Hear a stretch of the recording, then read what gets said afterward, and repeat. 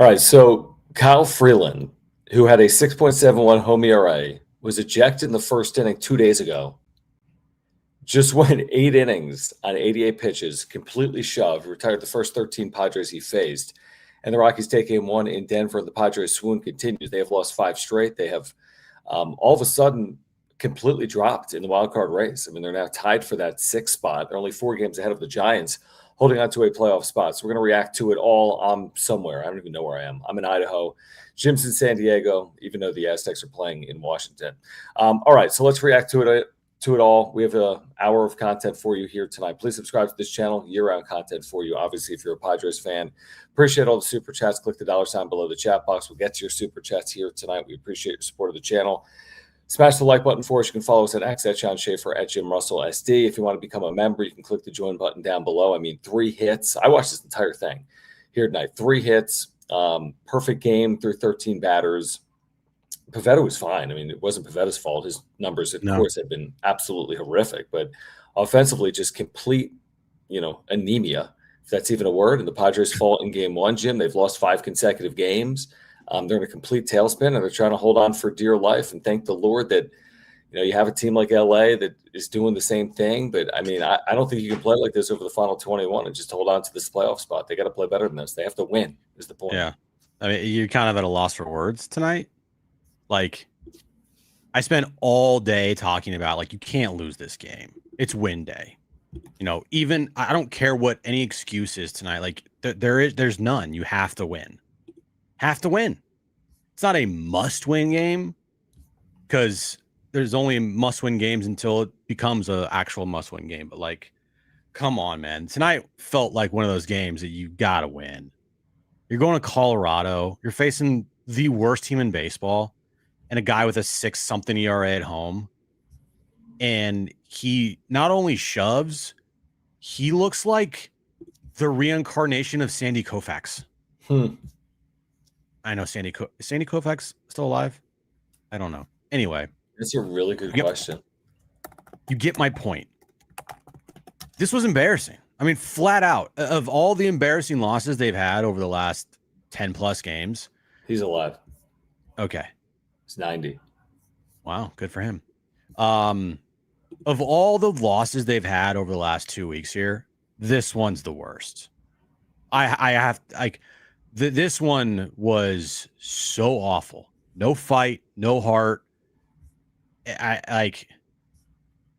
Mike Schilt postgame had to say, like, yeah, we didn't make any adjustments. That's his way of saying they didn't fight. And they just rolled over and they just gave up.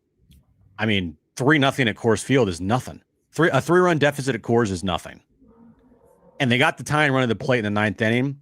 And who was at the plate? Oh, Manny Machado. What did he do again? Disappear. Like, holy shit, dude. I'm sorry. First it was O'Hearn, who had a 3-1 pitch. Yep. Represented the tying run. He flies out. But who are you looking at first, Manny or Brian O'Hearn? Of course, Manny. I will say, I'll spend an hour on Manny.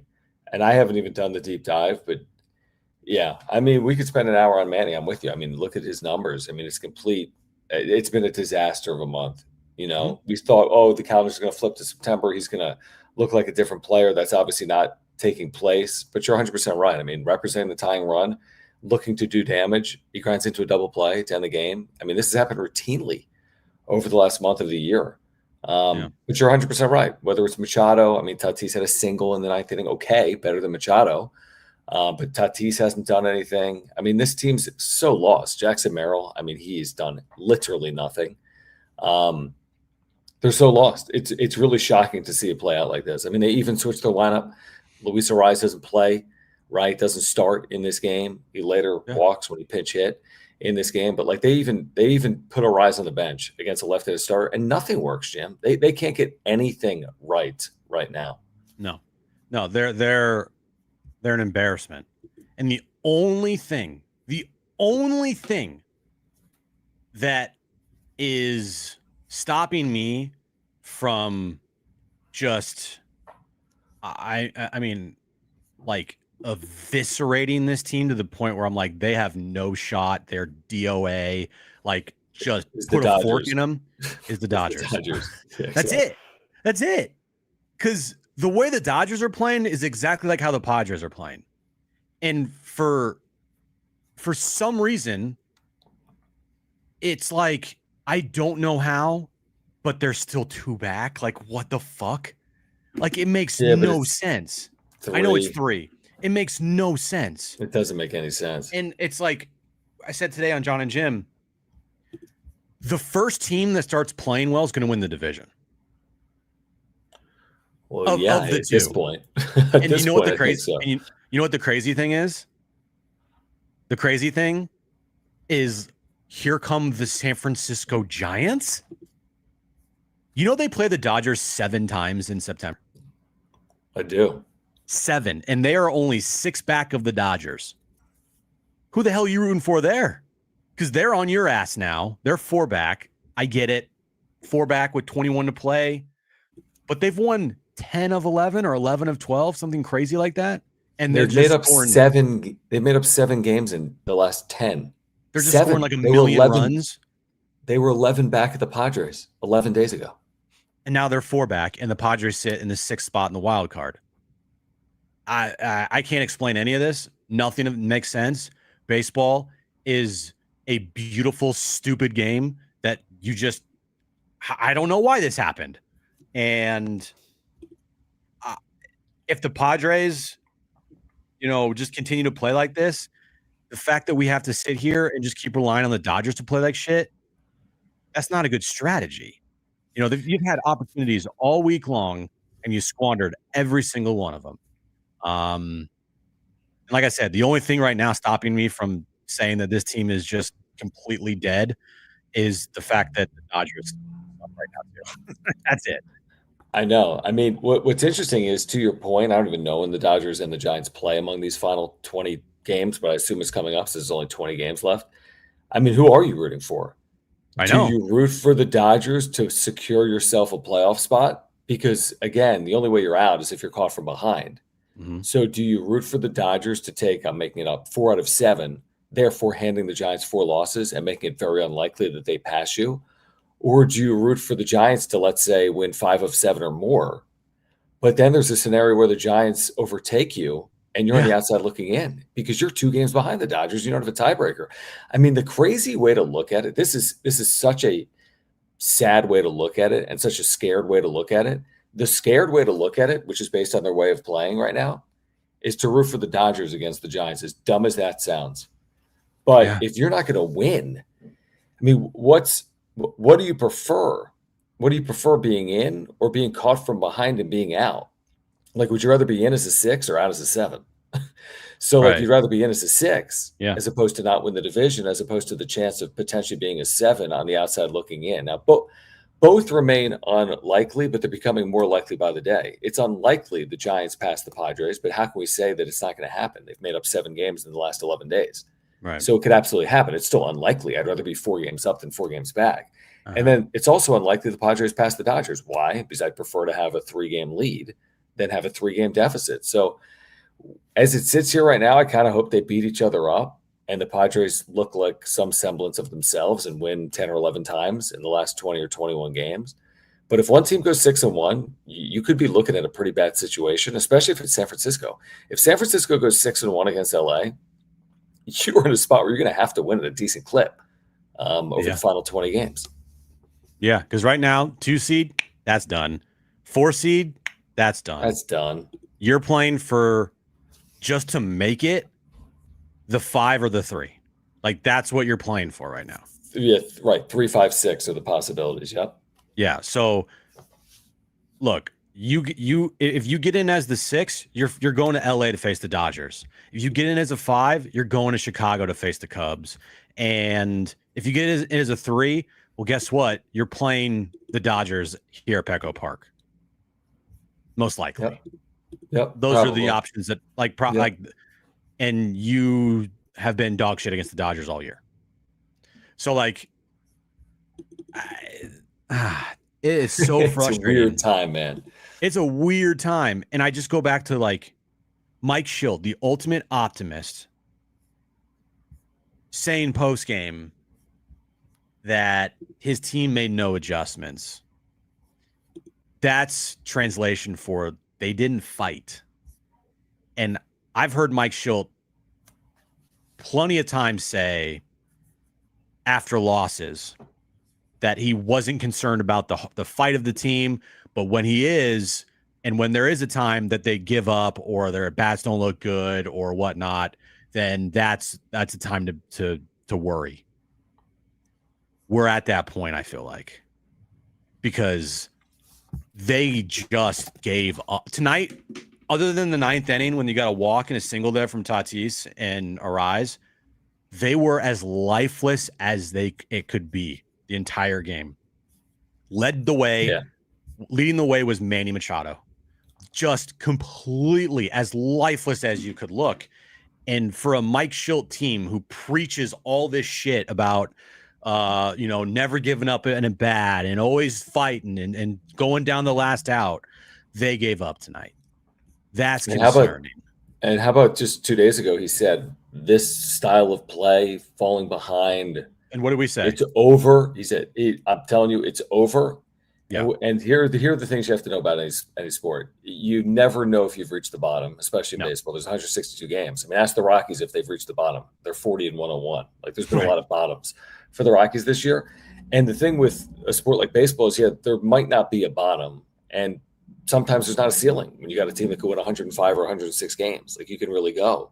But with a team like the Padres right now, we don't know where the floor is, unfortunately. Maybe you could say the same thing with the Dodgers. Here's the issue. You can only go so hard at the team when they have a 95% chance of still making the postseason at Fangraphs. I mean, Now that can change. That absolutely can change based on, if the Giants literally are going to close the season 17-3 from here on out, then somebody's going to be screwed. And it could very well be the San Diego Padres. But it's hard to do what the Giants have been doing over an extended period of time, let's say the next 20-plus games. But the indicators are a disaster. I mean, even if they're in, that's the issue. To me, it's about so much more than are they going to be in. There's still a very good chance they're going to be in. But nobody's hopes for the year, even at the start of the year, was just to be in. And then you add like you add at the deadline. And you just want to be in to play like this. You're in as a 6, and then you lose 2 games to none, or you're in as a 5, and you lose some series at Wrigley Field or wherever they're going to be. So, listen, things can change. There's still enough time. I would say they have 1/8 of their season remaining. I mean, they still have 1/8. That's a good amount of games. I mean, 21 games is a good amount of games, but there's no guarantee it changes. I mean, for every chance they have of going 14-7 down the stretch, I think they could maybe go 7-14, as crazy as that is, with the schedule that they still have, which some would tell you is advantageous, but screw the schedule because they haven't taken advantage of the schedule. So it's a very tricky time for them. And right now they're staring at a series loss in Colorado. I mean, unless they win the next 2 days and completely pick themselves up, they're looking at a series loss in Colorado, depending on what happens here. Another thing that Mike Schilt said post-game that I think was also pretty telling. I don't know if you watched this post-game or caught this. I watched this post-game. He said, at some point, actions have to start speaking louder than words. Right. He said, we can talk it, but that doesn't mean, we actually have to do it. Yeah. Yep. That's also concerning, too, because now you start to wonder, is what Mike Schilt is saying in the clubhouse just not being received by the team? Because you know that he's talked to the guys. You know it. You know they've talked in this last however many days that they have played like dog shit. So there has been things said in that clubhouse that obviously have not been relayed to the media or the fans by players or Schilt. So now when I hear that, I'm wondering to myself, okay, is the message that's being sent to this team, is it being received, or is it going in one ear and out the other? Because the way that they're playing, it feels like it's going in one ear, out the other. And so I don't know, man. That's a little concerning to me. We'll see how the rest of the thing plays out. But it's when he said that, I was like, okay, interesting. And I agree with you. And I'll be the first to criticize Schild. I'm happy to do it, but like it's hard for me to put their play on Schild right now. I do think some of the strings no, he's yeah, pulled haven't worked, but like today, I can put none of this. Like when he took the blame the other day, it made no sense because like none of it right. was on Mike Schild, and then today, literally none of it for me is on Mike Schild. I mean, he's the same. If they're not receiving the message, they were 21 days ago. 21 days ago, they finished a 14-3 stretch. So how could the message that he's been delivering have changed that drastically over the course of 21 or 22 days? Like to me, it's more just failure in terms of, is it a level of tightness? Is it they just were cruising to the finish line? They thought they were in the postseason. I mean, the Dodgers are going through a very similar thing. The one advantage they have is they have a season series from the Padres, and they're 2 games better than the Padres. So I'd rather be in their feet, in their shoes, than the Padres. But it's hard for me to listen. I'll criticize what Mike Schild says, but it's very hard for me to criticize the way Mike Schild is "quote unquote" managing or dealing with the team, because unless something happened, like there was some moment that sent the team awry based on some action he had that we would never know about, then it's very hard for me to put this losing skid on Mike Schild, other than his annoying sound bites post game. Well, I think everyone's to blame, but you're right. If I'm where I'm starting is with Manny Machado, like that's, and the pitching staff. Yeah, Nick Pivetta did well tonight. 6 innings, 2 runs. Couldn't ask for anything more in Colorado from him, a guy that has a 6+ career ERA there. So he did his part tonight, but 11 plus 11+ ERA coming into today. 11 plus. I thought it was like a 6 something. No, 11. Maybe I looked at a different stat. Anyway, yeah, it starts with Manny Machado. Plain and simple. I mean, the guy flat out sucks right now, and it's not just a short sample size. We are like, his OPS is about to dip below 800. Yeah, like, it's 803, right? It's 803 right now. If he has another 0 for 4, you're probably looking at 799 OPS. Yeah, right. He is just, he's awful. You're the leader of this team. You need to step up, and you don't get any benefit of the doubt because you haven't won anything in your career. So you don't have this, well, he's a World Series champion, he's a World Series MVP, he's a 2-time NLCS. No, you have none of that. If anything, the questions that are in the postseason for you make this and put even more pressure on you to perform, because you have none of that to fall back on, as far as I've been there and I've done that, so I'm struggling right now, but I know I can get out of it because I've done it before. You haven't done it before. You've never done it before. And if you don't pick up your game right now, and this team keeps on sliding, and if the worst possible scenario happens, or if you get in as a 6 and you lose the first round, you get swept 2-0, guess who's the first person that is going to be blamed for this? And for us, I know you're shaking your head, it will be Manny Machado. Yeah, 100%. Yep. By the way, I looked it up. So Pivetta lifetime against the Rockies, regardless of location, has an 11-1-4 home or road coming into today. And then in 4 career starts at Coors Field coming into today, listen to this. I thought they said on the broadcast they did. In 4 career starts at Coors Field, where the hell is it? He had an 11. No. Hold on, I have to find it because it's just ridiculous. In 14 innings, he had a 17.36 at Coors Field. In 14 innings, he had allowed 28 runs, 27 earned coming in. That good? 14 career innings. So, I mean, honestly, considering that, the fact that Nick Pivetta gave you the length, nobody's gone 6 innings for this team in 2 weeks. And he pitched well. Obviously, at Coors Field, allowing just a couple of runs, is pitching very well.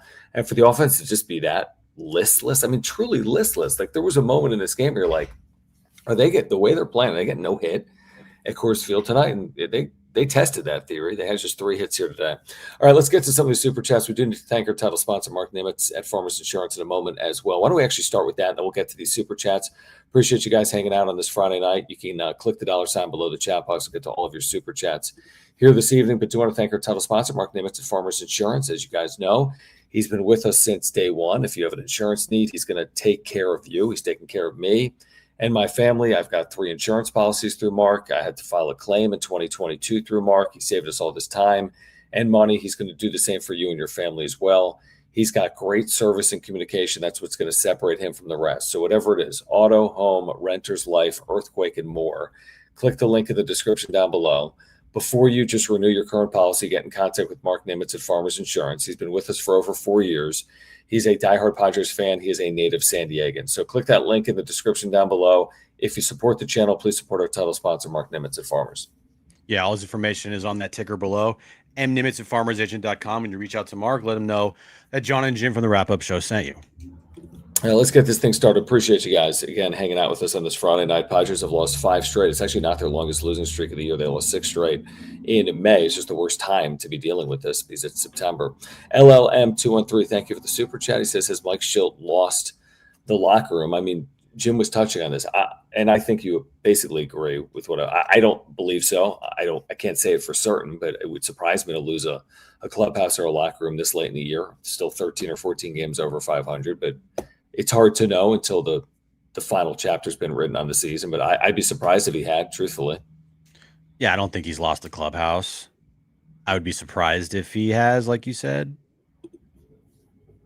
But the one thing that I keep going back to is just him saying, like basically like enough talk, action's got to meet our, what we're preaching type of thing.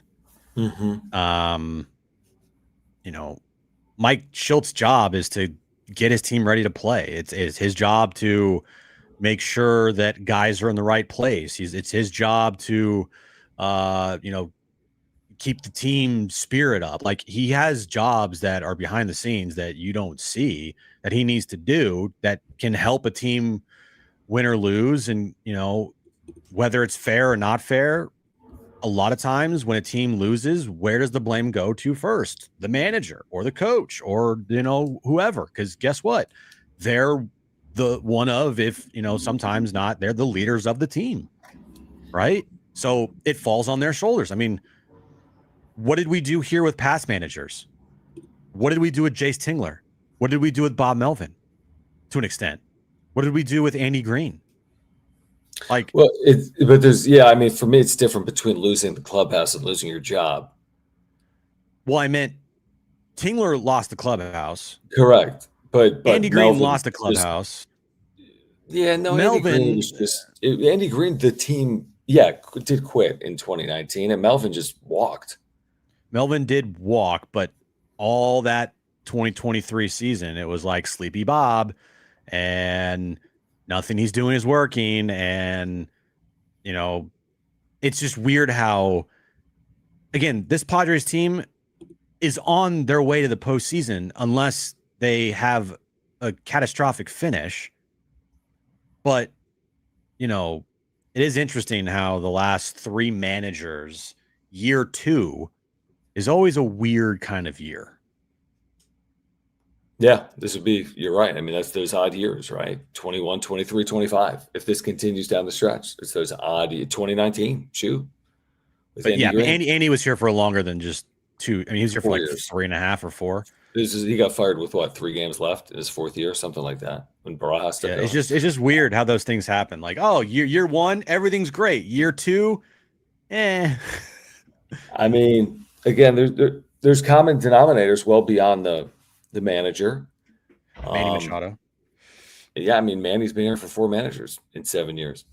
Lyle, thank you, man, for the super chat. He says it's getting to the point where it's almost a joke. I mean, it is comical. It is laughable because that's the only thing you can really do. Otherwise, you'd be crying over this. I mean, and who knows how it ends. I mean, Randy Vasquez is pitching tomorrow, right? Nestor Cortez is on the IL. Right? Shut the fuck up. That's such a... Cortez on the IL. Yeah, okay. Okay. And Randy Vasquez is one of these guys that works with a high whip, and you're pitching at Coors Field, right? He works with men on base and historically doesn't allow the long ball, but you're pitching at Coors Field. So I have no idea what to expect. And, when you lose with Nick Pivetta on the mound, you got a world of problems when you're the Padres because you have nowhere else to turn. So when you're losing with Nick Pivetta on the mound, which has been happening here recently, you're in a world of hurt because then you're like, oh, we got to watch Dylan Cease. Oh, we got to see you Darvish again. Oh, we got to see Randy Vasquez at Coors Field. Like, oh, good luck. Yeah, none of it worked. Like, if you can't win with Nick Pivetta, then I have no faith you can win And I bet the team probably feels similarly. So I'm with you, Lyle. I mean, it's a joke. Yeah. Sunriser, thank you, man. Very generous, very kind of you. Thank you, man, for the super chat. Guys, if you're here, please subscribe here on Content for Padres fans. Thank you for the super chats. Click the $sign below the chat box. He says, LOL, we just need Rand back, the good luck charm, and who cares whatever the stat metrics are. Who? I don't know who that is. Huh?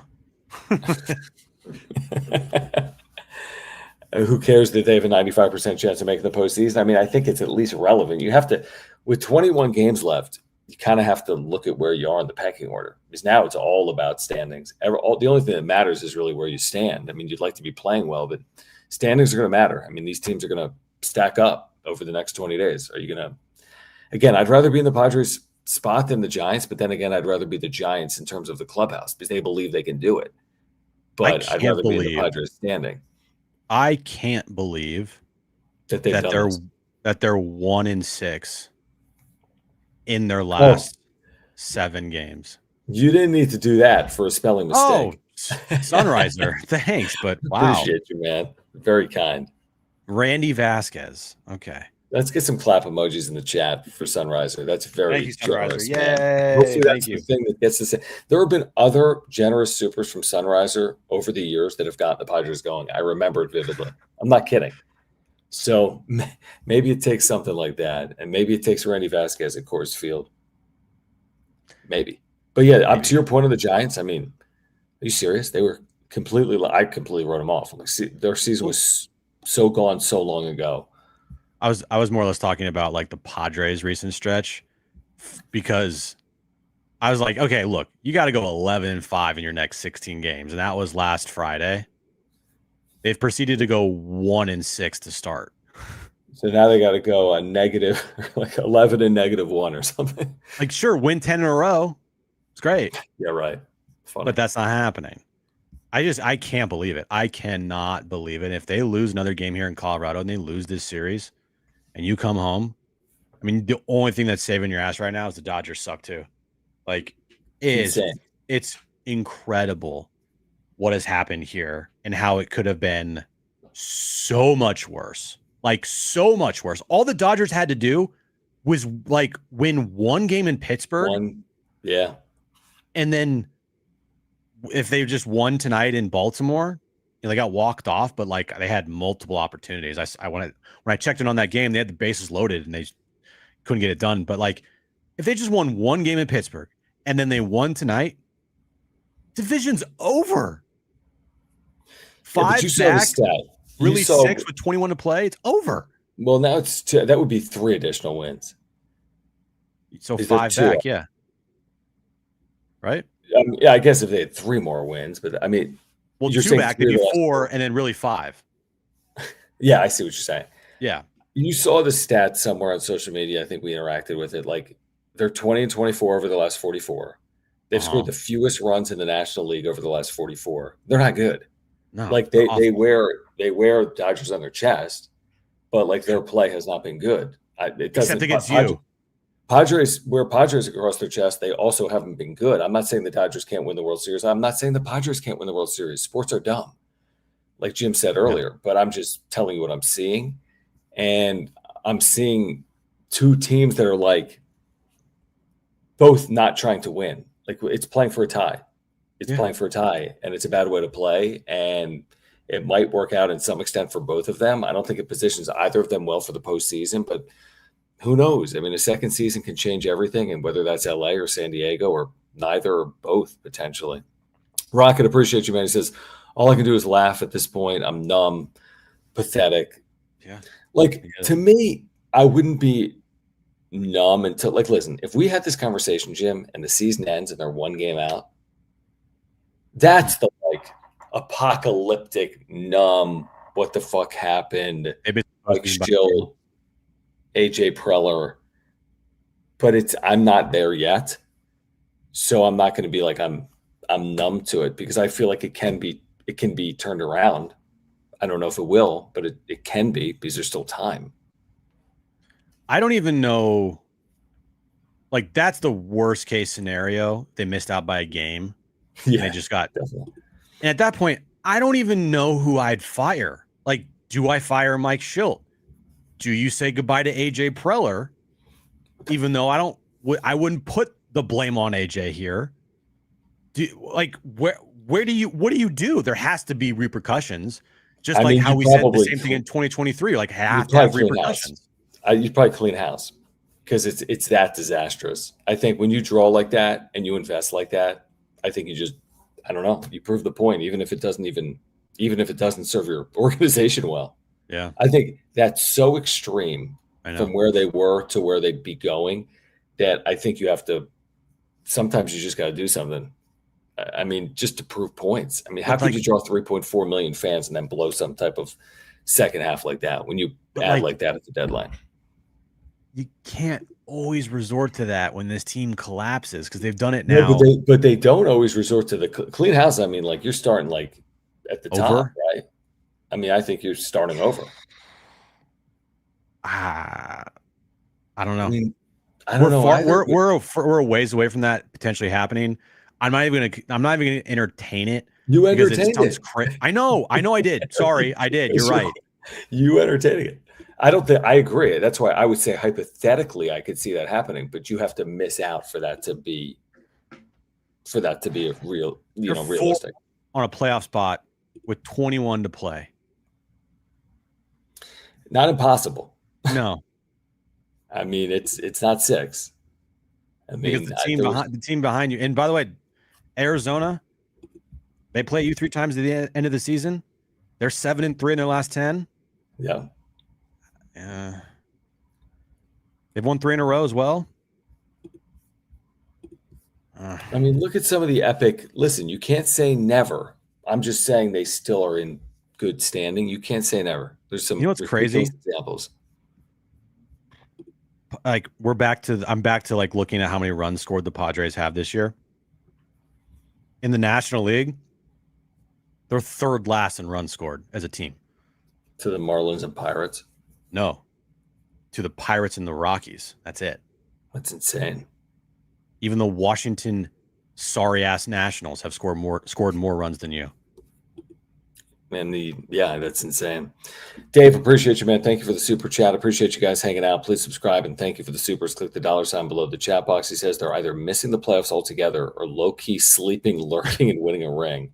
Those are the only 2 vibes to pick between right now. I mean, it is funny he says something like that because maybe, it's like either the best or the worst and nowhere in between, like not a second-round exit in the NLDS. Like you're either out or you're going to win it all or go far. I don't know, man. It's too hard to know. It's too hard to say. But 4 games, honestly, Jim, 4 games with 21 to play. I mean, it's better than the alternative. That's far from fully safe. Oh, far from safe. But again, to Dave's point, like the season has felt stupid at times. Yep. And go look at the X thread of Alden Gonzalez yesterday. It'll prove the point of how many teams this year just nobody can figure out. Yep.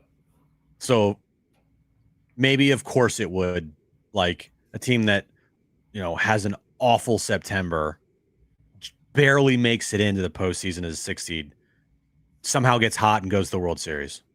It's true. All of it remains at least possible. Spicy Mayo, thank you, man. Appreciate you. He says, Dodger fan here, both of our teams crashing hard. I mean, I'm even seeing that now in my comments. Like, I'm seeing people like they're not even like talking trash. They're like, how are you not taking advantage of this? I'm a Dodger fan. We have been awful. I cannot believe we're 2 games up in this division. Like, I mean, this is probably some of the worst regular season baseball the Dodgers have played in the last 20 years. They had that stretch, remember? They went to a World Series. They were awful over a 20-game stretch in like 17 or 18. I mean, just awful. Like 2-18, 3-17 type stuff. Mm-hmm. And I think they went to the World Series that year. So this isn't unprecedented for them. And Kevin's talked about teams struggling but making World Series. But, I mean, I think a lot of Dodger fans are watching their team like, what the hell happened to the team that won the World Series last year? That added on. So, like, I think they feel the same insecurities that Padres fans are feeling. Of course, they feel them differently because they're a year removed from winning a World Series.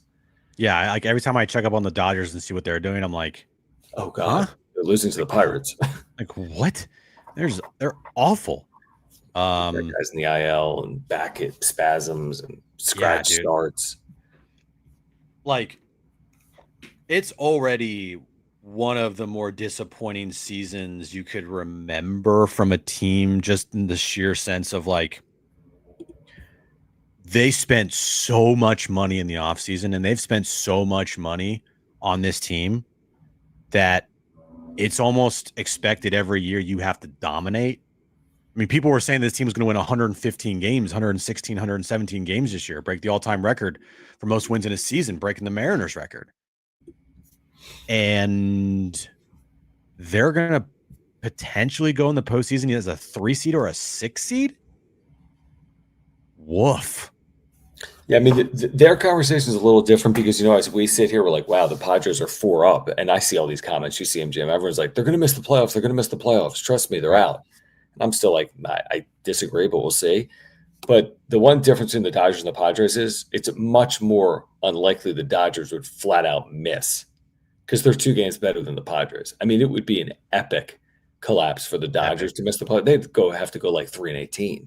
Yeah. To miss the postseason. I still find that unlikely. Now, I think the Padres would have to, again, fall flat as well over these last 21 games. But I think the Dodgers, because they're 2 games better than the Padres, I find it very unlikely that they're on the outside looking in.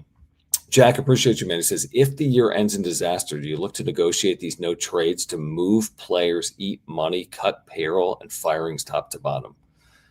All right, so we were a couple of minutes in front of a super chat like this. There'll be a lot of change. It's, to Jim's point, it's too early to go down the path. Of course, there'd be so much change if they actually miss the postseason. But there's certain players you're not moving because they do have no trade clauses, and that's why they have them. So there's a lot would stay the same, but I think a lot would change. I can't get over the fact that, like, if this thing ended in complete disaster, which I don't, and we don't think it will, but I still don't think it will. He traded the number 1 prospect in baseball for a guy that we don't even see because they're losing every night. For a guy who never pitches. And he never pitches. And you missed the postseason. If you want to fire AJ for that, go ahead. But like, of course I would. Of course he would tell you, and I would tell you. It's not like Mason Miller was here just for the postseason run of 2025, right. But it's fair. Yeah, but holy shit. I don't know, man. I mean, how many meaningful innings has Mason Miller? I know he's thrown whatever. He's got his 11 or 12 innings, and I'm sure a number of them have been valuable. But there's been 1 or 2 or 3 times they've just pitched him. So he's only thrown like 6. That's what I'm saying. Like, there's only been 6 or 7. You gotta have it innings for Mason Miller since they acquired him. Would be my guess. 6. Yeah. I don't know if that's like true or not, but it feels like it. I don't think it's less than that. And by the way, if it is 6, remember 1 of the 6 he didn't come through in. Right. He gave up a game home run. So think about that. If he's been in 7 ridiculously high leverage spots and he's 6-1, so to speak, he's come through 6 times. It's 6 times. It's not that much if you think about it, the grand scheme of the second half of the year. The last couple of times that he's pitched for this team, they've been trailing because they got to use him. They cannot use him. Yeah, they're in a very weird spot right now. Sunriser, thank you, man. He says, we lost 5 straight. Let's just win 1 and hoping the rest resets. I mean, the fans really need to pick it up. We have lost 5 in a row. It's our fault. 100%. 100%. This is on the fans. This is on the fans. I mean, the truth is, though, to Sunriser's point, just win 2 games in a row somewhere. Like just win Saturday, Sunday, or win Monday, Tuesday against the Red. Like, it's not going to take a ton to change how you feel about their playoff chances, in my opinion. I mean, shit, they could win 2 games this weekend and pick up a game or 2 on LA. It is crazy because, playing. Like, we've said that for every game the night before. I know. All week long. Like, just win a game in Minnesota, and they lose 2 or 3. Just win a game against the Orioles, they get swept. Just win in Colorado. Tonight, they look like dog shit. Like, who did they play before the Twins that they lost the series to? Mariners. Win in Seattle. They lost. This thing went on a just avalanche slide after that Dodgers game. Man, that Dodger game, it's like, what did we say? Don't get beat twice by the Dodgers. They've been beaten 12 times by the Dodgers. It feels like that Sunday game has cost them like 10 games. And the Dodgers have been clinging onto that win against the Padres for the last 2 weeks. 2 weeks. It's insane. Because without that win, are they tied? Yeah, they're tied. It's a 2-game swing. Oh, dude. And Pavetta had a 2-1 lead in that game in the 6th inning. They lost 8-2 or whatever it was, 8-3. And the chances of them meeting in the first round, the wild card, were minuscule. And now it's a real possibility. It's a real possibility. We'll see if it happens, but it's absolutely a real possibility. Vector53, thank you, man, for the membership and the super chat. Guys, if you are here, thank you for the memberships, and thank you for those that have clicked the $ down below. Please subscribe to the channel as well. Vector says, getting real tough to watch this team right now. I mean, they're impossible to watch. I watched this entire game. It was paint dry. I had this on. So I had this on my phone. I had YouTube on the NFL. I was like watching like whatnot streams. I had like 5 different screens up. And the whole time I'm watching the Padres, and I couldn't believe, like I figured it was just inevitable. There'd be 2 on, nobody out. They would just score. It's so simple against the Rockies this year. How many runs have they allowed?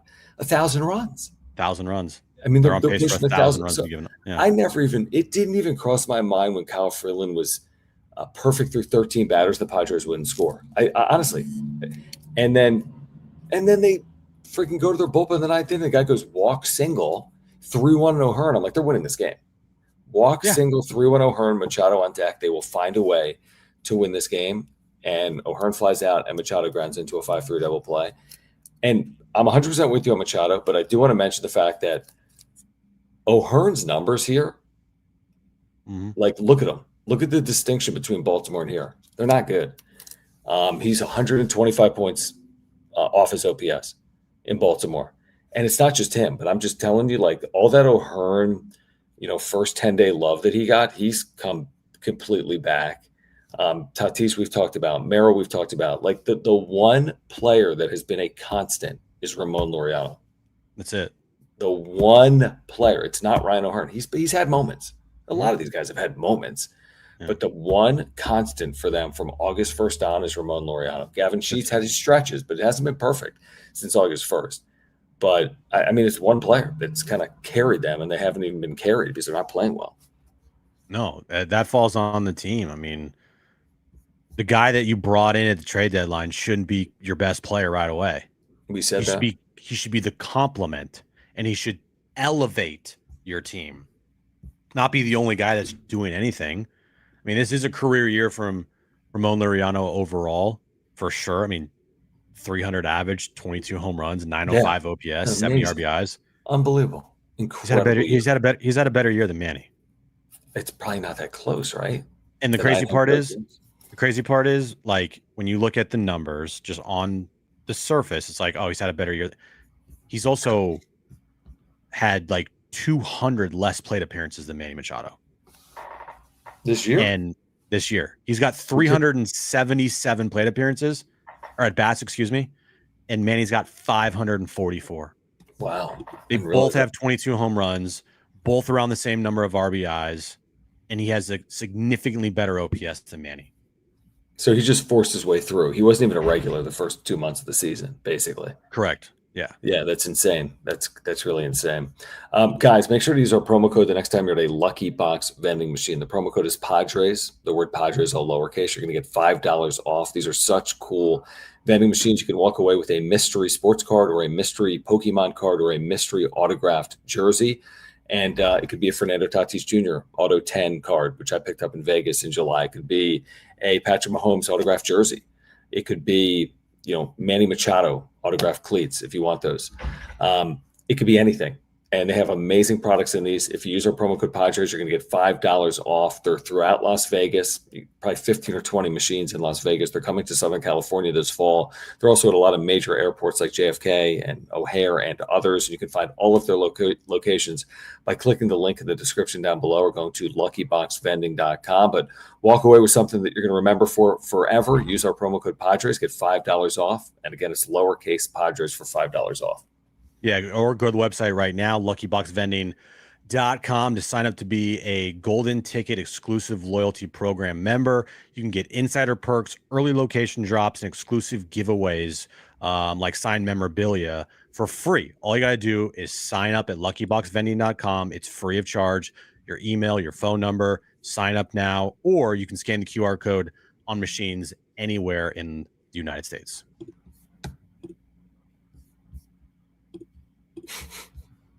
I don't think that promo code works. I don't think that promo code works. I don't think that might be for $4 off, but $5 off use up Padres, all lowercase. The two-step, thank you, man, for the super chat, guys over here. Subscribe, and thank you for the super chats. Just click the $sign below the chat box. Padres lose game 1 in Denver to the Rockies. We kind of forecast this, by the way. I mean, just yesterday, like, is there any real reason to believe it all changed tonight? And we went into it saying, no, not necessarily. I mean, yes, you have Nick Pivetta, but his numbers were awful against the Rockies in his career, and this offense just hasn't done anything. He says, against the wall, this team shrinks. Same story. In terms of just like collapsing, yeah, I don't know. I mean, they didn't collapse last year down the stretch. Yeah, but they didn't collapse in 22 down the stretch. They did. Well, every team collapses in the postseason, except, the champion. But they didn't collapse like this. I mean, this is a completely different story. This is a regular season freaking tailspin. Yeah, the only solace is, I mean, that there's 21 games remaining and teams around you are collapsing as well. I mean, some of them, right? Mets I just want to believe that they're going to beat these shitty teams. Right. Like, it shouldn't be this hard against some of the worst teams in the sport. And it is. Yeah. Good point. I mean, if they're playing the Brewers and the Phillies and the Cubs and the Giants right now, it's like, that's tough.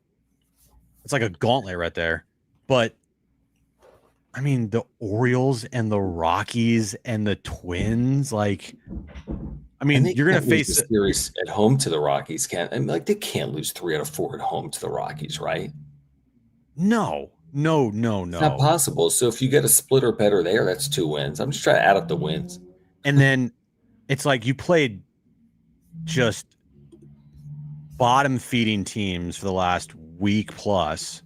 And now the Reds come into town. The Reds look like a juggernaut compared to the Rockies and the Orioles and the Twins of the world. And they're still competing for a wild card spot. It might be far-fetched, but yeah, it's brutal. It is brutal. It really is. This is kind of funny. JD ML SR 2000 says, have daily hitters meetings been discontinued? I got into it again with someone that's like, oh, it's still not Victor Rodriguez's fault, right, John? I'm like, okay. I mean, you want to go there? It's all his fault. Kyle Freeland shoves that Victor Rodriguez gave him the wrong scouting report. I mean, sure. By the way, among the people that will lose their job if the Padres miss the postseason is Victor Rodriguez. So I'm not going to tell you they're going to extend Victor Rodriguez if they miss the postseason. Everyone's going to lose their job. So, and Victor Rodriguez is in the category of everyone. So they're all going to be held accountable for this team's performance. But to put Manny's struggles, to put Merrill's struggles, to put Toddy's struggles on Victor Rodriguez, to me is unfair. But that's how sports work. Yeah, when you don't win, people get blamed and people lose their jobs, especially guys. Here's the thing. Everyone's like, oh, I feel so bad. These guys are making a lot of money. I don't feel bad for either one. I don't feel bad for anybody. I don't. It's the way things work in sports. And when you get paid as much money as these guys get paid, don't feel bad for them. The one group I kind of do feel bad for is the coaches, not the managers. That is true. That's the one thing. It's the coaches don't get, especially in baseball. I'd be surprised. What do the hitting coaches make? Again, they make more than you and I and most of our viewers. I mean, they're making hundreds of thousands of dollars, but they're not making millions of dollars. And losing a job is costly, obviously. Dave, appreciate you, man. Thank you for the super. He says Phillies, Brewers, NLCS, and neither of us nor the Dodgers even sniff it. Of course, it's possible that neither the Padres or the Dodgers are in the NLCS. Of course, that might be likely at this point. Yeah, Brewers played the Phillies recently, And that did look like an NLCS matchup. That's for sure. Yeah, that's a great point. That could absolutely be one. You're right. Ballpark Pretzel, thank you, man. He says, don't forget Shields' lawsuit. This window is closed. I don't know what's going on with that. Like if it'll be resolved, settled. I don't know what I'm impact. sure in the offseason we'll hear more, and then it'll become a bigger story once again. I don't know. Like yeah, I don't know. Yeah. I don't think, but again, like when I think about what's playing out on field, it has nothing to do with that. Now, Right. could that impact the organization moving forward? Of course, but this should not be impacting the way the team is playing, obviously. Right. Sunriser, thank you. He says, my rant in personal groups. Toddy, Manny, Merrill are not having a good run, being nice, and net show up for us to have a season we can be proud of. Proud of. I mean, more of their. I would love to see their combined batting on base slug. Take the three players, add it all up, and divide it out. The combined batting on base slug for those three players is obviously well under 800 because Merrill's under 800 and Toddy's under 800 and Manny's at 803. So that's like I'll just make it up right now. That's a 775 collective OPS from your big three heading into the year. 775 OPS, like you're 100 points off where you need to be collectively with those three players, maybe more. That probably 100 points. It's a big problem. It's been a big issue. Yeah, that's where the blame goes to. It goes to Toddy, it goes to Manny, it goes to Merrill. Those three guys. That's your core. Xander's hurt right now. I'd put him in that category as well, but he's hurt. Those three guys are out there. They're awful. Awful. They've had Bogey. I know. Like I said, Bogarts is a very forgettable player.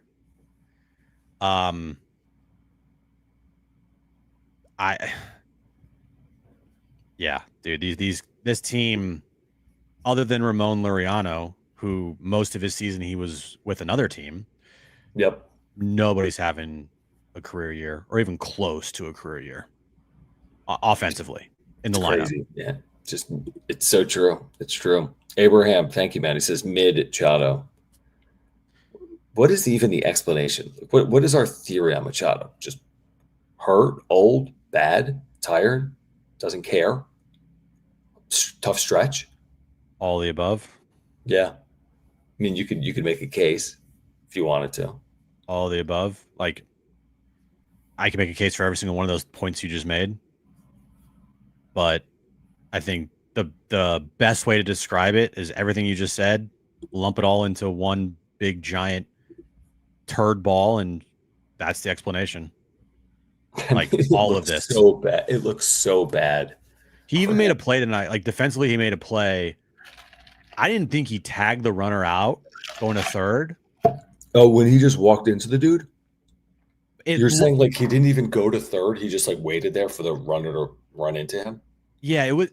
Again, I was driving at the time, and so I had like on the phone, and it was just a weird situation. Okay. So I didn't like get this. I think that's what you're referring to. Yeah, I looked at the phone and I saw the ball on the ground, and Manny kind of just standing there, and I'm like, did he just fuck up another defensive play? I don't know. Something's going on. I wish I knew. Don't you wish you knew everything, like in terms of what goes on behind the scenes? Because there's so much that goes on. Just put these guys on the field. If you knew what was going on behind the scenes, but by the way, behind the scenes is 100 times worse than what everyone sees. Yeah. Look, yeah. If we knew everything that's going on behind closed doors, I feel like this show would be harsher. Yeah, 100%. Like we're pretty like we're harsh when this team is playing like shit. But we also praise this team when they play well. But I think it's probably best that we don't know everything, because it would change our opinions on a lot of things. I feel like. Yeah, I completely agree with that. I just a hypothetical random, like, who's one of the most beloved players on the team? Let's just say Yu Darvish. Merrill? Okay. I'll just say Yu Darvish is an example. And if we knew everything, what if we found out Yu Darvish is like a total asshole? You know what I mean? I don't think you would, but that's hilarious. But you get my point of like I don't want to know everything. So like, yeah, in my eyes, Yu Darvish is a gem of a human being. He's just not good on the baseball field right now. But if I found out behind closed doors he's a complete asshole, again, that would change a lot of my opinion on Yu Darvish. Instead of being like, oh man, I just really wish Yu Darvish would just pick it up and be better. I'd be like, fuck that guy. You know, like. So yeah, it's, I don't want to know everything. Yeah, what I was kind of alluding to, and what you said is funny. What I'm alluding to is, if we knew what it takes to get these guys on the field, like we just see a lineup card, we're like, oh yeah, what? And dude, like Manny's freaking like, and again, this isn't an excuse. He plays every day, and I don't know, maybe the guy's body is perfect right now, or maybe he's freaking in the training room for like 2.5 hours, and like, dude, we can't even get you on the field. And he's like, well, DH. And you remember what he said just the other day? He's like, I should have taken an off day earlier. I didn't. And guess what? I ain't taking one now. Who the hell knows, though, what his body is like? That's also I get what you're saying. It's the job. Yeah, I totally get what you're saying. And and for other media members in town, they would use that as like the ultimate excuse. While it is while it would be an excuse, at the same time, it's like, well, you're out there every day. I get it. I agree. I didn't say that, Sad Friar. I know. We know you didn't. He's kidding. Guys, we do want to remind you about our friends over at SeatGeek. They've got a terrific offer going on for you guys right now. We've been able to hook you guys up with this promo code, PODSWRAP, PADSWRAP. You'll get $20 off your first order of $50 or more with our friends over at SeatGeek. You heard me right. That's $20 off. Your first purchase of $50 or more with promo code PADSWRAP. Just click that link in the description, download the app, have the code automatically added to your account so you can use it later. And we do want to thank our friends over at SeatGeek. And where's my SeatGeek tab? Go to the Savannah Bananas game. At least they win at Petco Park. I bet their tickets are more expensive. Look at this. This is $110. Okay. For tomorrow night? You can get in for $131. Okay. But if you want to go to the Padres against the Reds, you can get in for $13. Savannah Bananas are a hotter ticket than the Padres right now. I mean, it's not close. We saw the highlights tonight from Petco. It's like 50,000. And I'm not a Savannah Banana guy, but I'd much rather watch the Savannah Bananas right now than the stupid Padres. Well, that's why you can get it for $15. I am very curious what the crowd on a Monday against the Reds will be like if the Padres, to your point, don't win this series. Even though all these games are so impactful, I know it'll be a good crowd. Make no mistake, but will it be as good of a crowd as it would have been if this team didn't fall on its face over the last 14 days? But hey, listen, if you want to take advantage of that promo code, again, $20 off your order of $50 or more, click the link in the description down below, whether it's the Bananas, the Padres, the Aztecs, a concert, an event, anywhere you are, use that promo code down below. Yep, and your tickets, they're fully guaranteed and instantly fulfilled in your account after purchase. Just use our promo code PODSWRAP for $20 off your very first order. Let's get to some of these supers that have been rolling in here over the last 30 minutes or so. We appreciate you guys for hanging out on this Friday night as the Padres lose game 1 in Denver, 3-0. JD's third, thank you, man. He says, AJ absolutely deserves some of the blame here. He should be judged on the totality of his 11-year record, no pitching depth, 0 major runs or wins. Yeah, it's for the end of the year, isn't it? Because if they're in, you're not really judging AJ, I don't think, if you're the organization. If you're out, everything is on the table. It's too hard to have that conversation, I think, with 21 games to play. Yeah, I can't. It's not even in my I can't even think about that right now. Yeah, either can I. I'm more concerned about what the hell's going on with freaking Michael King. Did you hear Schilt today talk about Michael King? Yeah, he said whenever he returns. He's like, we're on the timetable. I'm like, oh, okay, cool. Oh, was that pre or post? Pre. No, I didn't hear it. I didn't hear it. Yeah, the very first part, he goes, like, this is his first answer to asking about the status of Michael King. Yeah, no timetable. I mean, that's probably as big as anything we haven't. I mean, we've spent an hour talking about tonight's game and Machado and the Padres. Let me pull this up. That's probably the biggest part of the night. Let me hear it. You have it on your email. Just put it on your email, right? Yeah. Yeah, because I don't. Yeah. Stand by. But are you going to hear it off I have AirPods. Oh, hold on. I can send it to you. Sure. Yeah, send it to me real quick.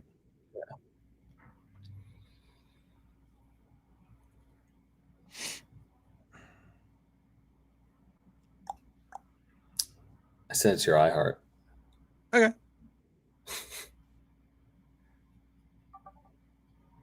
I think you just received it. If my thing would load. You're probably using your like old computer. I'm on my computer. Oh yeah. Why is this doing this? There we go. Jesus. All right. David, I'll pull this up in a second. We needed an update on King and where he stands in his timeline, please. Don't know about the timeline, but he had a really good day yesterday. Threw a game in Arizona. They call it bridge camp. It was against another team. Went 5 innings, right at 62 pitches. Fielded his position. Felt good afterwards. Feels good today, and optimistic about a start for the Padres coming up soon, and we'll determine when. Oh, that wasn't bad. No, but still, there's no timetable. Right. Well, he knows if he says something, he's going to look bad when they don't hit that date, you know? True. But that didn't sound bad. Well, Kevin today was like, yeah, I forget what he fully said, but it wasn't like everything's fine, basically. Well, he better get out there in the next few days. Otherwise, I have no faith in King impacting them. No. And then he's like the key to a lot of things here. Everything. In turn, I have no faith with them in the postseason should they make it if they don't have Michael King. Yeah. That's a big part of it. Whoa, stop the presses. Stop everything. What we got? Stop everything. Whoa. What on earth, Sunriser? You think the Padres have won 5 straight? A $100 super chat from Sunriser. Clapping emojis in the chat. Thank you, Sunriser. We really appreciate it. You didn't have to, but you did, and you are amazing. Thank you very much. A $100 super chat. Sunriser says to Omar and Steven, thanks for letting me know. Love the Padres, and that's what matters to me. And the rest, so what? Padres are winning tomorrow. They better fucking win tomorrow. Tomorrow. I feel it in my bones. I feel Randy Vasquez going 8 innings. Like Kyle Freeland tonight. Not all tomorrow, just 8 innings throughout the course of his career. He's going to pitch 8 innings remainder of the year. That's super cool, Sunriser. Appreciate it, man. Appreciate you, man. Really do appreciate you. It's very kind, especially with everything going on right now with this team. It's very kind. David, appreciate you as well. I don't even know. What is this? What is this dollar type, that little symbol? Do you know, Jim? Why would I ask you? Why are you asking me? Does someone know? Put it in the chat. Say yen? But thank you, man. It says non-troll Dodger fan. It's mental at this stage. Just no quote unquote winning spirit. Even a one-off win is anticlimactic, deflating. Finally, we won feeling. Is he talking about it from a Dodger perspective when the Dodgers win or the Padres? He's a non-troll Dodger fan. It's mental at this stage. Just no winning spirit. Even a one-off win is anticlimactic. I almost feel like he's talking about the Dodgers. For maybe both teams. I mean, maybe it is. Like they're just scratching and clawing and just get one win. But even if they just get one win, doesn't mean that they've turned things around. 100%. It's interesting. I don't disagree. It's like you're like not happy with the win. You're almost like relieved. You're like, oh, thank God they didn't lose. 100%. Yeah, that's a fair point. Appreciate you, man. Abraham, thank you. He says, blame Machado for his shit captain role and not being clutch. Preller for trying to build a team around Machado, who, by the way, is not clutch. That's a whole nother conversation, how to build a team. And, like, Machado has been here and isn't going anywhere. I mean, could you argue the merits of building your franchise around Manny Machado? Sure. But that's probably not for tonight either. Could you argue that? Of course you could. Yeah, I don't want to get in the philosophical conversation about building around Manny Machado or not. Yeah. He's highs and lows, man, his whole career here. Yeah. Highs and lows. But yeah, I can't get into the should you build around Manny. They did. 7 years ago, they elected to. There's been some good. There's been some awful. And they've also, the last 7 years, have had the most success in franchise history. You could argue. Yeah, you could argue. Yeah. Over a Again, they don't have 7-year that World Series. period. Yeah. I know. Yeah. That trumps all. Yeah, But and it's also contingent on them making the postseason this year, because if you have disaster collapse 2023 and disaster collapse 2025, and by the way, disaster collapse 2021, and disaster collapsed, but it didn't really matter. Yeah. They just quit in 2019, his first year here. Yeah, exactly. RH, appreciate you, man. It says no starting Padres pitcher outside of Nick P would make Padres a favorite to win any game at this point.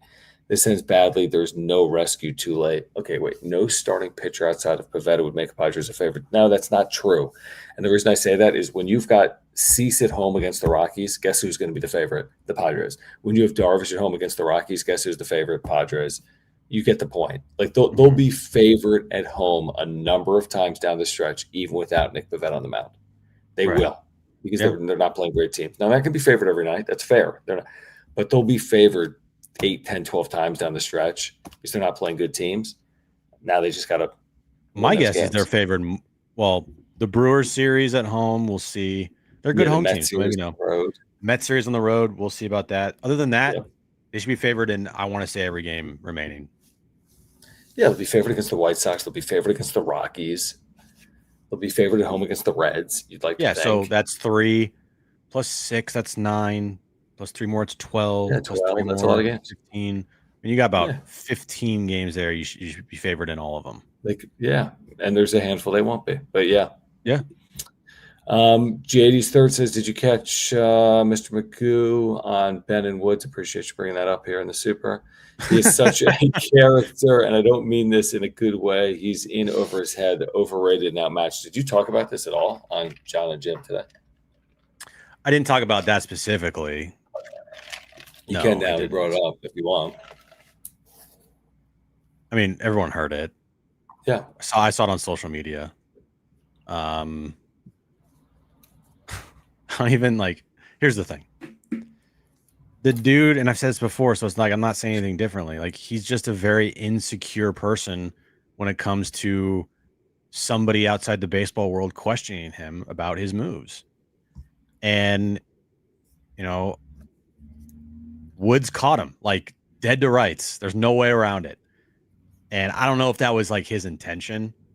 If he thought I'm going to get him with this, but it morphed into that. And it was a complete no, gotcha. And it wasn't a gotcha to a question. It was a gotcha in the fact of what you're explaining to everybody right now makes no fucking sense because it's easily refutable with many moves this franchise has made as recently as last year, with Xander Bogaerts going to second base, never playing second base. Jackson Merrill going to center field, never playing center field. Gavin Sheets, Fernando Tatis Jr. Now, Mike Schilt wasn't here for that move. They did it. Remember way back in the day, they had Will Myers playing third base. I remember, yeah. So, it's not this crazy taboo thing. And it was just a silly, joking, half-hearted question from Woods. And it was he took it the complete wrong way, and you just roll your eyes and you're like, this fucking guy doesn't get it. He doesn't get it. He doesn't read the room very well, and he gets uber defensive over the smallest of things. Oh my God. Dude, we're not questioning you as a man. We're just questioning decisions that come up over 162 games. Yeah. That's the job of the media. Ask questions. Fans want to know answers. And by the way, it made it look even worse because Marty has Merrill on tape saying he'd love to play shortstop. I know. So it made Mike Schilt even look more like a fucking idiot. We're talking about a 22-year-old that's a professional athlete. He could handle it if you really wanted to try. You know what I mean? This isn't rocket science. He came up a middle infielder. It's baseball. He could do it. Baseball. Yeah, he could do it. And if he commits an error, so be it. It's okay. Omar, thank you, man, for the super chat. It says Joe Musgrove's postseason return will be spectacular. Shoot, postseason. You might see it in the next 2 weeks. The way this thing is unfolding. He'll be the opener for some games. The question is he going to be pitching in Cancun to open the postseason or in San Diego to open the postseason? Grayson, thank you, man, for the membership in the super. He says, I'm not a doomer. I just want to see some fight outside of Laureano. Get mad, pick someone up, do something. Aren't they tired of hearing they were the best team last year? They were, dude, we're not that far removed from them being one of the best teams in baseball this year. I know. Like the best roster talk, no weak links, 14-3. I'm not talking 14-3 to start. I'm talking 14-3 in August. Right. Like that August, it's September. Like it's not long ago. It was like literally 3 weeks ago. They were 14-3. So I do not know what happened. Like I would love is it Jason Adam and Xander Bogaerts and Jackson Merrill went down and Manny Machado's not healthy? You know, like is it all that? Right. Is it just they're not healthy and that's the straw that broke the camel? Maybe. Or is it just a combination of things? I know it's a combination of things. I just wish I knew the exact combination of what it was. Dude, yeah, I don't know. It's a combination of things that's just snowballed, and maybe that loss to the Dodgers on Sunday just felt like such a bad loss to them inside that clubhouse where they were up 2-1, Estrada, and then Schilt gets pissy post game and looks and just can't handle some basic fucking question, and then just like snowballed since then. But if it is the Dodgers Sunday, that's like your girlfriend breaking up with you in 2016, and in 2022, you're like, I'm so pissed at her Instagram. Like, God, dude, it was 6 years ago. Like, it's a week time is. I wouldn't say a week is like 6 years, but I get your point. Baseball, though, like you can't allow a game from 4 series ago to impact your play. Is my point. Yeah, maybe not 6 years, but you get my point. It's like, dude, she broke up with you 3 years ago. Like, it's time to move on. And like, okay, so the Dodgers beat you. You can't let them be in your head for years on end. They beat you in the postseason last year too. Like at some point, you just got to get over it. And they've lost 2 key players of the team in the last 2 weeks as well. Exactly. Run it back. Thank you, man. It says time to move Manny out of the 3rd, 4th spot to where? He's not going anywhere. Manny 7th. You can't just move Manny to the 5 spot and be like, everything's good. You want to lose Manny Machado? Bat him 6th. Dude, absolutely. Holy shit. Can you imagine? Just the idea of that, writing his name 6th. He'd be 6th in the lineup. I would be scared for Mike Schilt. It'd be amazing if he did something like. I mean, I don't even think he'd play. I think he'd scratch himself. To be honest, I think if he was 6th in the lineup, he'd say my leg hurts. I honestly believe that. Me too. I do. He'd be like, Skip, can't go tonight. Actually, my knee, my shoulder. I'm telling you, like, it ain't happening. There's an unwritten rule. Manny if there's Machado's one thing that I do know about what goes on in that clubhouse, Manny Machado runs that clubhouse, and I'm talking about down to like the clubbies in that clubhouse. He controls who comes in that his space, who he doesn't want in that space. If the problem with you, good luck staying inside that clubhouse because he is the man that runs that place. I know that for a fact. Yeah, no one has the balls because it starts at the top. This is like the Peter Seidler signed you and extended you, and AJ Preller is your GM, and Mike Schilt's not your first manager. There's way too many political motivations. There's too much politics in moving Manny Machado in a lineup. It just is not going to happen. All right. Do want to remind our viewers about our friends over at Underdog Fantasy. They have a terrific offer going on for you right now. Play $5, get $50 in bonus funds with our promo code. Just click the link in the description down below. Look at that cute dog with the cell phone. Play $5, get $50 in bonus funds. Use promo code PADSWRAP. That's PADSWRAP. You can win up to 5,000 times your money in a single night. Couldn't be simpler or easier. Simple pick'em contests where, again, you don't even have to get them all right. You can still win big. They also have a 50% deposit match going on right now, up to $1,000. There's a free gimme pick going on for you right now. Plus, play $5, get $50 in bonus funds with our promo code for new customers. That is PADSWRAP, PADSWRAP. Yeah, and there's a QR code right there. Scan it. We'll take you to the App Store. Download the Underdog Fantasy app. Week 1 of the NFL is upon us. Actually, it's already started, but you get my point. The full slate of games is on Sunday. So download Underdog Fantasy. Use our promo code PADSWRAP. Start playing today. You're going to break down Justin Herbert's slide, which is probably better than any Padres slide today, truthfully. JD's third, thank you. Here's the one thing about Justin Herbert, by the way. Let me just say the one thing about Justin Herbert Charger talk that has potentially elevated him into like top tier QB status. Okay. You know where I'm going with this? No, because I don't care. He recently started dating a woman by the name of Madison Beer. And look, if you're going to be, let's just face it, if you're going to be a top tier quarterback in the league, it's your game's got to improve on and off the field. And pulling Madison Beer, that's elite right there. It's no surprise to me that he played as well as he did tonight. When you play for an iconic franchise, Iconic franchise. Yeah, I'm kidding. It's like the 32nd most iconic franchise in the NFL. JD's third, thank you. Kevin Acey and Dennis Lynn write an expose after the season about the turbulence and chaos in the clubhouse and how the Divas stunk it up. Maybe if it goes south. Yeah. Then the team will hate them even more. Look at this from Sunriser, man. Oh, Sunriser, bro. Thank you. Dude. We need a level of membership just for Sunriser. Like we need top tier membership. Like Sunriser and then every other member. Appreciate you. Love all our members though. Especially Sunriser, who says, good night. Thank you both for taking the time most evenings to talk about our team. Appreciate hearing your thoughts. Happy to do it, ma'am. Happy to do it. Listen, this year has had everything. We had the amazing start, 14-3, sky high, 14-3 trade deadline stuff, sky high. Now the complete bottom for the last 10 plus days. Hopefully that changes. Typically in this sport, things change. I mean, it doesn't often just stay the same. I'm quasi confident that this does not continue for the next 21 games. I've been wrong before. I hope really so. Controls it. I can't deal with 21 more games of this.